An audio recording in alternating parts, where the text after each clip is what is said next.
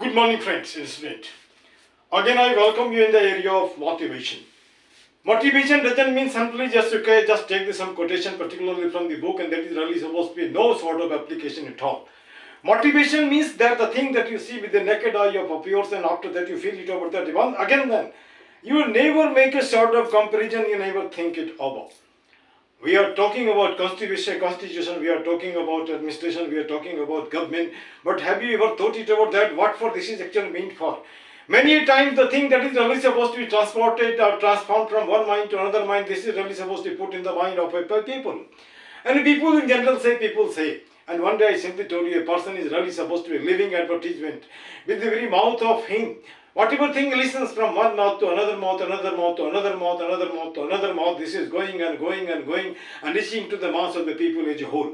I in general find the people who never read book, the person who doesn't know many sort of thing, but he talks about politics, he talks about this thing and that thing. Do you know who told it here? Certainly the person who is fox-minded people, maybe the politician, maybe this and that. In the name of each or in the name of the public to make it just to be told, you can see here, people actually talk like that. In earlier a video I made, maybe you can say to it that I'm going right or wrong, I can't say for sure. But something is there, some guiding force is there that actually compels me to just come before you and tell something. And this is because of the reason I say something like that, you can see here. Now let me just actually take one of the common just example of Hindi. It is thought to be so, Shahar Sikhabe Kutwali. This means if you get the post, certainly post will make you learn the thing. And unless until you're getting the post, certainly you will be just struggling here and there. But my dear friend, I would like to say it about that in the name of constitution, in the name of, you can say it about that long tradition, how longer will you be exploited like that? Right now, अब चलो मैं थोड़ी हिंदी में आ जाता हूँ ताकि अधिक से अधिक लोग जनता समझें.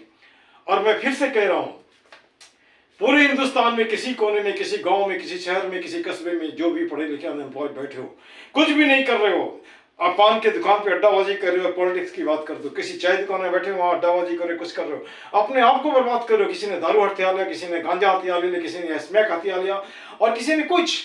हटो उससे, निकलो निकलो और देखो. देखो क्या 13 करोड़ का मतलब होता है कुछ मायने, वो पूरा नक्शा ही बदल सकता है ना.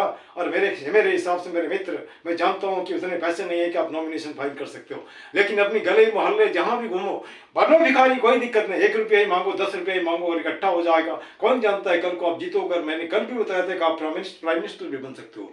और मैं एक बात और भी बता दे रहा हूँ, आप न्यूज़पेपर खोल के देखो और टेलीविजन पे भी देखो, आप क्या देखते हो? वही परिवार बात कि बाप पहले था, बेटा भी आ रहा है, उसके बाद एक ही नहीं, दो नहीं, रोज एक दूसरे को गाली दे रहे हैं, वो चाहे किसी भी पार्टी का हो. क्या आप वैसे लोगों को पसंद करेंगे? क्या आप वैसे लोगों को अपने देश का बागडोर देंगे, चाहे वो किसी भी पार्टी का हो? और मेरे मित्र मैंने बार बार कहा, आप उससे जरूर पूछो कि उसने अपने इलाके के लिए क्या किया. इतने रुपया आपको मिले, रुपया कहाँ गया? क्या कॉन्ट्रैक्टर के पास गया? क्या वैसे लोगों के पास गया जहाँ दलाली में जाता है? इस बात का जरूर आप खाका रख सकते हो. आप पूछ सकते हो तो मैं रेडी हूँ, मैं वैसा जनता हूँ जो मुझे कोई सुनता ही नहीं है. बिल्कुल सुनेगा. आप अकेले रहोगे, कोई नहीं सुनेगा. आप 1000 में लेके जाओ, 10,000 में लेके जाओ, कोई भी नहीं मना नहीं करेगा, क्योंकि वो 10,000 आप नहीं है, वो 10,000 वोट उनको दिखाई देता है. 10,000 आप नहीं, 10,000 माथा दिखाई देता है. और आप मुझे और भी कहना तो नहीं चाहिए, फिर मैं बोलता हूँ. अरे भीड़ में इकट्ठा होने के लिए कुछ रुपल्ली, कुछ दारू, कुछ ये कुछ वो लेकर के कब तक चलते रहोगे? इससे आपका परिवार नहीं चलेगा.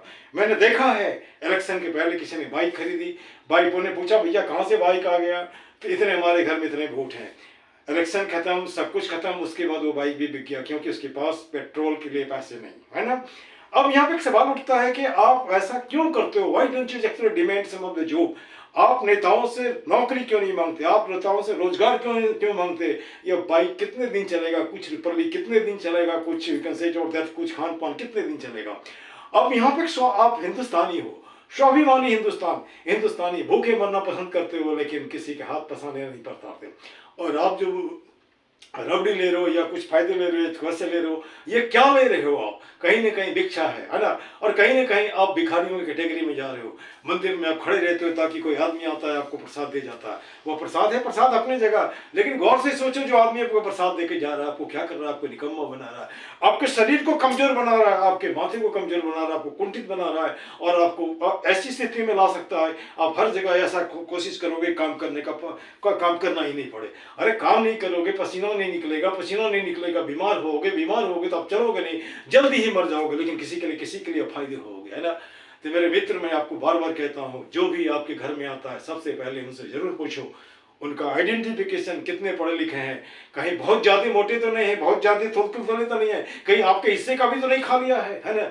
इस बात को भी देखो, और उसके बाद आगे बढ़ो, पूछो उसने संविधान पढ़ा कि नहीं, आगे बढ़ो, पूछो वो अपनी बात रख सकता है कि नहीं, आगे बढ़ो, पूछो उससे क्या वह सचमुच में अपनी भाषण लिख सकता है, अपनी भाषण पढ़ सकता है। जब वो अपनी भाषण लिख नहीं सकता, पढ़ नहीं सकता, तो आपकी बात कहाँ रखेगा, है ना। और वैसे लोगों को बिल्कुल मत चुनो जो पीछे बैठ करके केवल बजाता रहता है डेस्क, और उसको हम बोलते हैं बैक बेंचर। बैक बेंचर का मतलब होता है जो अगर किसी ने कह दिया आम, किसी ने कह दिया जामुन, हम ताली बजा रहे हैं, रात को दिन कह दिया, दिन में फिर ताली बजा रहे हैं, दिन को रात कह दिया फिर ताली बजा रहे हैं। वैसे लोग आपके लिए कुछ भी नहीं करेगा। और मैं उस 13 करोड़ लोग जो अनएम्प्लॉयड हैं और एजुकेटेड हैं, उसमें कुछ न कुछ है, मैंने पहले भी कहा था, उसने भूख देखा है, गरीबी देखा है, सब कुछ देखा है। अगर वह हमारे पार्लियामेंट में जाएगा, यह नेता का विकल्प होगा, और निश्चित ही नेता लोगों को एक सबक मिलेगी। उनको लगता है कि पॉलिटिक्स में कोई भी आना नहीं चाहता। पॉलिटिक्स से मतलब पॉलिटिक्स, पॉलिटिक्स से मतलब डर्टी पॉलिटिक्स। अरे डर्टी क्या है? आप अपने आप को देखो, अपने शरीर में, चेहरा तो आपने बहुत सुंदर बना रखा है, बहुत है, और माथे में गोबर भर रखा है। अपने पेट को देखा, क्या पेट पूरे रूप से साफ होता है? नहीं होता है। आप इस बात को भी देखो, यहाँ पर भी मल पड़ा हुआ है। अब मल को साफ साफ धो रहे हो, माथे में कितना भी कुछ करो, तो ये भैया, ये गंदा और साफ जिंदगी का पहलू है। इसको भूल जाओ कि पॉलिटिक्स में मुझे नहीं जाना चाहिए। और याद रखो, हर आदमी पॉलिटिशियन कह नहीं सकते कि वो गंदे हैं। कुछ तो ऐसे हैं मजबूरी से कुछ नहीं बोलते हैं, कुछ ऐसे हैं उनको लगता है मुझे उखाड़ के फेंक देगा, है ना। एक छोटी घटना है, उस कॉलेज का जिक्र मैं नहीं करूंगा। मैंने जाके प्रिंसिपल को कहा, ये आई कार्ड में आपका प्यून जो है वो ठप्पा मारने के लिए बोलता है 2 रुपया दो। मैंने उससे कहा, तो उस प्रिंसिपल महोदय ने कहा, भाई मैं ये भी जानता हूँ, और आप तो कोर्ट में जाओगे तो पहले से इसको सीखो। दूसरी बात, यह भी कहते हैं अगर मैं ऐसा बोलना शुरू किया, यह गलत है, वह गलत है, देख रहा हूँ मैं गाड़ी में चलता हूँ, मुझे उखाड़ के फेंक देगा, उठा के फेंक देगा। आप अपने कंफर्टेबल को बरकरार रखने के लिए आप गलत सही करते रहो, जनता के माथे में भरते रहो। आम जनता तो कुछ नहीं जानती, वो देखती है, उनको लगता है चलो कुछ मिल रहा है। वह कुछ कहाँ से दे रहे हो भैया? वो तो हमारा ही लेके हमें दे रहे हो। हमसे 100 रुपया लिया तो आप 8 आना या 1 पैसा दे रहे हो, है ना। और पूरा यह कह सकते हैं यहाँ पे अपने माथे में रख रहे हो। अब मेरे पास एक सवाल आता है, कोई कहता है दिल्ली का बेटा, कोई कहता है गंगा का बेटा, और कोई कहता है माटी का बेटा। अब यहाँ पे एक सवाल उठता है, भाई मेरे, अगर आप दिल्ली के बेटे हो, आप गंगा के बेटे हो, ये जो 140 करोड़ लोग हैं, वो किसका बेटा है ना? क्या वो भारतीय मिट्टी का बेटा है, या शोषण का बेटा है, या प्रदूषण का बेटा है, या उसका बेटा है जो बार बार ताली बजाता रहता है, यह देख करके आगे पीछे सोचता नहीं अगला आदमी मेरे लिए बहुत कुछ करेगा, सपना दिखाता है, शब्दों का बाग दिखाता है, और जब सच्चाई आती है तो जब उसके बाद, मैं वह भी कह रहा हूँ, चलो मैं बता रहा हूँ थोड़ी सी घटना, मैं एक्सपेरिमेंट के ऊपर कह रहा हूँ। घटना थी कारगिल वार की बात। मैं दापुर जेल में पोस्टेड था। मैंने अपने प्रिंसिपल से पूछा, पूरी दुनिया कुछ कर रही है, क्या हम दापुर जेल वाले के लिए कुछ नहीं कर सकते? तो प्रिंसिपल ने मेरे, उस समय अमर दत्त जी प्रिंसिपल थे, और टीटी गांधी उस समय डिप्टी कमिश्नर इंचार्ज थे दापुर जो का। उन्होंने कहा कौन करेगा? दापुर जो का हर आदमी अगर 1 रुपया देता है तो कुछ तो पैसा होगा। अब हमारे साथ कुछ शिक्षक रहे और कुछ विद्यार्थी रहे, 1 दिन 2 दिन, उसके बाद सब छोड़ दिया।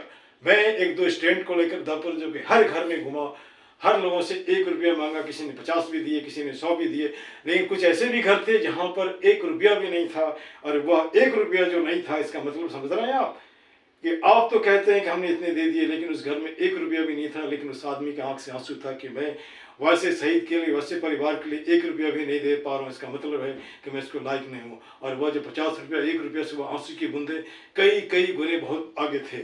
और यह मुझे बताया कि आप कोशिश करोगे तो निश्चित हो जाएगा।